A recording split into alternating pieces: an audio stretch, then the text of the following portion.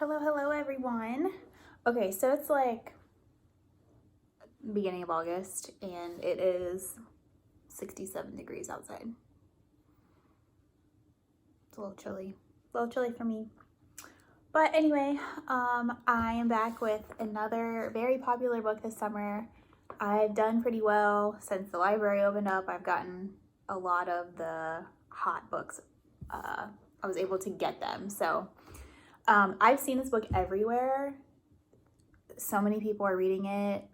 Everyone seems to love it. It's kind of long. It was published last year, but it takes place in all of I guess it starts in the end of 2019, but most of it takes place over 2020 and then even in the future. So I think November is the last part. It's about a year. So this book is especially popular in the LGBTQ circles because it is about two guys falling in love. So that's what it is. So we have Alex, who is the first son of the United States, and his mom is the president. So more power to ya. And he falls in love with Prince Henry of Wales. Yeah. So they don't like each other to start, at all. They can't get along.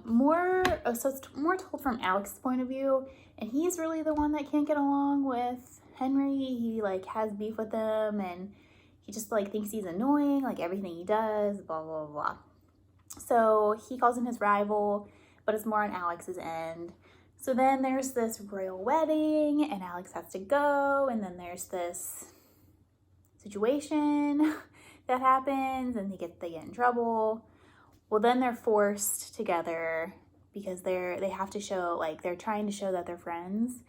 So they're forced to hang out with each other, and of course what happens? They fall in love, and it's this forbidden romance because one, they're gay, and two, Henry is royalty. So yeah, in the midst of them hanging out, there is a kiss, and that's when Alex realizes, oh, I guess I'm bisexual. And he comes to all of these different revelations that he's had, situations that had happened over the last couple years before that and whatnot. So then they're trying to sneak around and try to be together and trying to see each other at every chance they get, but of course they're both in the public eye, so they have to pretend that they're best friends and blah, blah, blah, blah, all that stuff. Alex's mom is running for re-election, so nothing can mess that up. And Alex wants to be a senator, he wants to lead a political life anyway, so he doesn't want anything to mess up his mom's re-election, and he wants to have a political career in his future, so everything needs to be all roses for them. So nothing can mess that up. Well, of course, as it happens, there's a big sex scandal and stuff is leaked everywhere. Everyone finds out, and it's just this big thing, right? So that's the basis of the story. I thought it was very modern and time appropriate, especially because there was, a lot about LGBTQ issues. Okay, I wouldn't say a lot, actually. I would say maybe it's just told from that perspective. Yeah, and more like that, because it does talk about both of them coming out to their families, but really that's not the whole point of the story. The story is that they want to be together. So anyway, and another thing, of course, is having a female president, so yes. I thought it was a bit idealistic from my perspective, especially how everything turned out, but I get that's part of the fantasy and part of it being a book and all that, so okay, fine, I got it. I thought it was I don't want to say hard to read, but the chapters are very long and there's not always a good stopping point, so I would have to every time I would sit down, or I would be in the middle of reading and be okay, how much more can I read? What do I have to go do something? I would have to try and plan out if I could read it or not, because there's not really great stopping areas. So that was one of the things that I didn't really like about it. It does have a lot of really witty banter. They go back and forth a lot. There's a lot of slang and cussing and things like that. So a lot of sarcasm. So that was kind of fun. Oh, one thing. Another modern part, I would say, Alex. Okay, so mom's president and she's white, and the father is Mexican, and his parents were immigrants to the United States, so he's of mixed race. So that plays like a part in it too. Yeah, okay.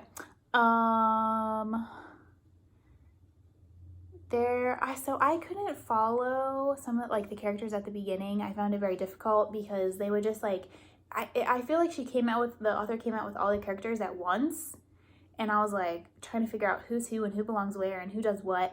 Honestly, I still don't know. There's two characters that I'm like, I don't even know where they came from. I couldn't figure out who his sister was for the longest time. I'm like, is it Nora, the friend, or is it June, the other girl? It's June, but I couldn't keep them straight because they're together a lot. So I had difficulty with the characters, and yeah. There were some modern political references that I thought were fun, and I should have wrote them down so I'd remember. And of course, like, as I'm like thinking about what I'm gonna say, I can't find them in the book because look at this thing. I mean, it's